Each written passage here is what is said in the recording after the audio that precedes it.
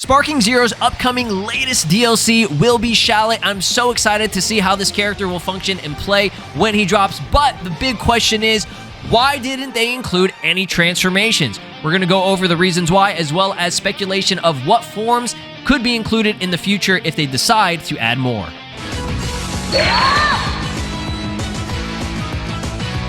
Will Shallot receive any transformations in his upcoming DLC? What is up? This is SLOplays, and I'm here today for another Sparking Zero video. As you guys are aware, Shallot is coming to Sparking Zero as a new DLC character, a guest character, still very hype. I literally cannot stop thinking about how exciting this is. Like, I just cannot wait to play him, dude. It's going to be fun. Just to have somebody that I've waited 7 years for to be in a console game finally actually be in a console game, and albeit one of the cooler console games. You know, Sparking Zero is hype for me, and I'm ready to, you know, just try this dude out. So the big talk, the big criticism about this character right now and just this additional DLC is the fact that there's no transformations, okay?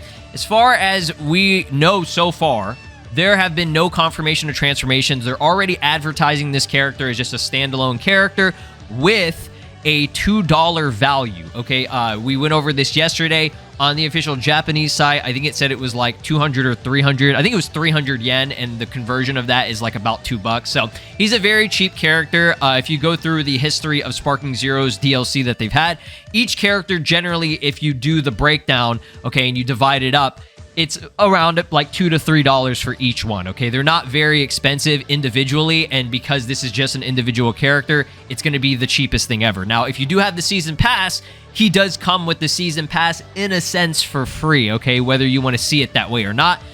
We did not expect this character. He was never advertised as being part of the Season Pass.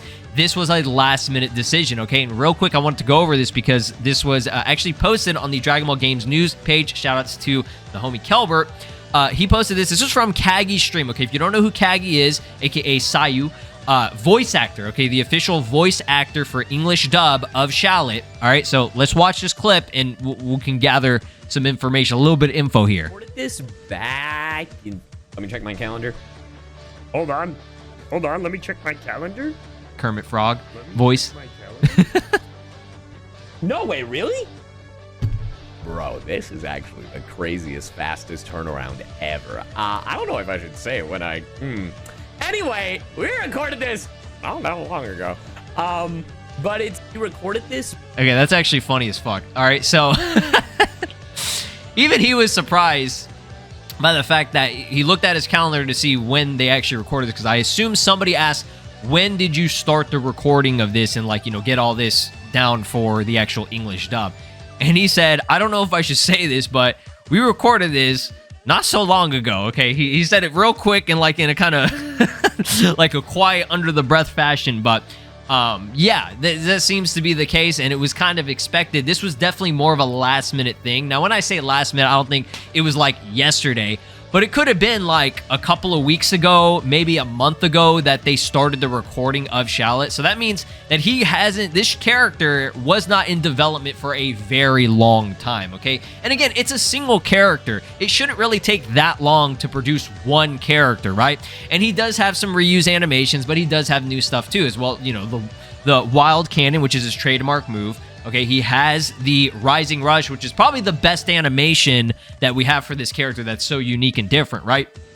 And obviously the voice acting and everything. Like, keep in mind, Daima's English dub is not even in this game yet, right? They don't have all the characters dubbed yet. So the fact that they were able to get the dub down for this is, you know, it makes sense because they're trying to prioritize this character. They wanted to pump this character out as fast as possible. This character probably took priority over anything else. I mean, they probably have different, you know, teams working on this. I have no idea how big the Sparking Zero, you know, producer team is, right, for creating this type of shit when it comes to at least the DLC. But again, people are the main criticism, other than, you know, lacking a lot, like in terms of transformations, the customization and stuff, is the fact that, like, people, like, there are people who just don't know who this character is. They don't care about this character because he's just a base form Saiyan character.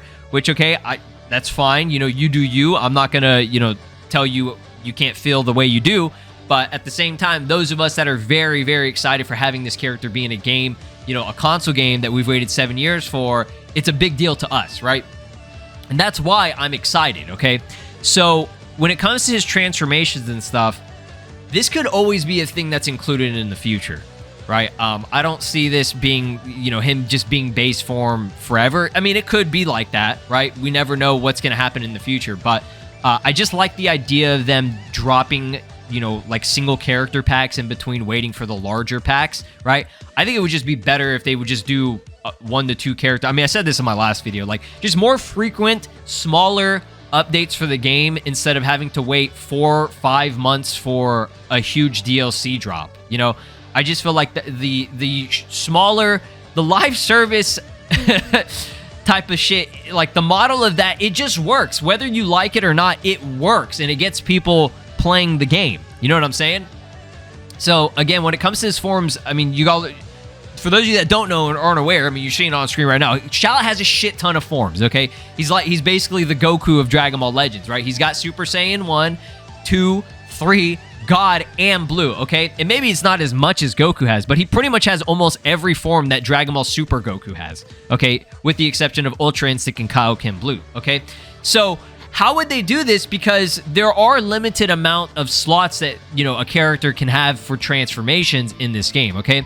And another reason why they probably didn't do it for this, okay, which to me it makes sense just because each transformation has to get a new moveset, okay? The skills, the attacks, or the techniques do change, right? And obviously, yes, they could come up with something unique, maybe, combine skills together like they did for his meteor thing or whatever. The one where it's like the Goku mid and the Super Vegeta skill combined together, okay? And they kind of like repositioned his like body, and like the animation is a little bit different, but you can tell the basis and foundation of that was reused, okay? So Goku in general, this is DB Super Goku, he can only use 3 forms, okay? Super Saiyan God, and Super Saiyan Blue. That's personally how I would do it if they were going to add transformations for him. Again, I would love to have all his forms at once, but I just don't see it happening. It's definitely possible. What they could do is, you see how there's like you have the transformation wheel, and then if you do L1 or R1, you scroll to a different transformation wheel, which is not a transformation, it's the fusions, right?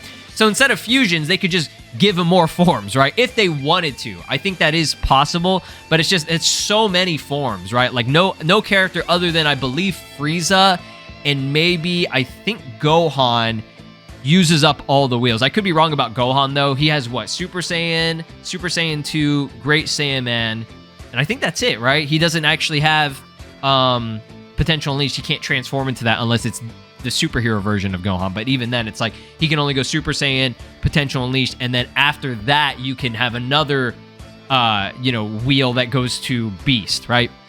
But yeah, with Goku, he only has Super Saiyan just 1, and then it's God, and then Blue, and then for the Z version of Goku, it's what? Super Saiyan 1, Super Saiyan 2, and Super Saiyan 3, right? And then he has his fusions.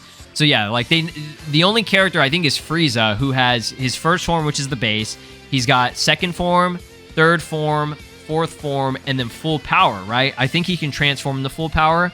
You can correct me if I'm wrong in that, but I think he's the only character that uses up all the wheels. I can't think of, well, there might be another one or a few other ones, but no character goes beyond 4 forms, okay? If they're gonna have transformations, the maximum, because the wheel only goes up to 4, right?